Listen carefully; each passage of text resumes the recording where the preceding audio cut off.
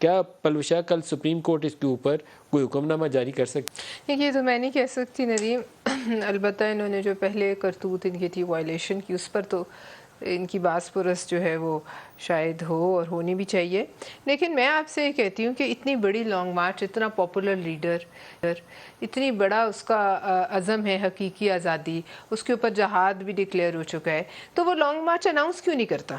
میرے تو یہ سوال ہے کہ وہ اعلان کیوں نہیں کرتے کہ کس دن یہاں آنا ہے، لوگوں کو کیوں نہیں بتا رہے کہ کب آنا ہے. ساری پاکستان جو ہے وہ بیٹھا ہوا ہے ان کے لانگ مارچ میں شرکت کے شوق کے لیے. اینڈ اکتوبر کی کسی تاریخ کو ایک دن کے لیے آئیں گے یہاں پہ آپ کو آخری دھمکی دینے کے لیے ٹھیک ہے کہ آپ بے سیدھے ہو شک جائیں، آئیں، لیکن بات یہ سارے کہ چور ڈاکو صحیح ہو جائیں. لیکن ندیم جو سانپ پٹاری سے نکالنا ہے اس کو نکال دیں. اس کی روز ایک یہ کیا کہ روز کہانی میں لاؤں گا، میں لانگ مارچ لاؤں گا. بھائی لے آؤ جہاد کرو، لیکن خود آگے لڑو.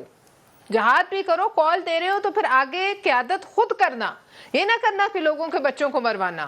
خود قیادت کرو، جیسے ہماری بچے نہیں لیڈرشپ مرنے میں چاہیے قیادت. کسی کے بھی، بچے تو سارے ہی اپنے ہیں نا، پی ٹی آئی کے بھی بالکل نہیں، جس کو کال کر رہے ہیں، جن کو کال کر رہے ہیں ان کو تو یہ پیرل میں ڈال رہے ہیں نا، ان کو تو خطرے کی زد میں ڈال رہے ہیں. اب خود آگے قیادت کرے.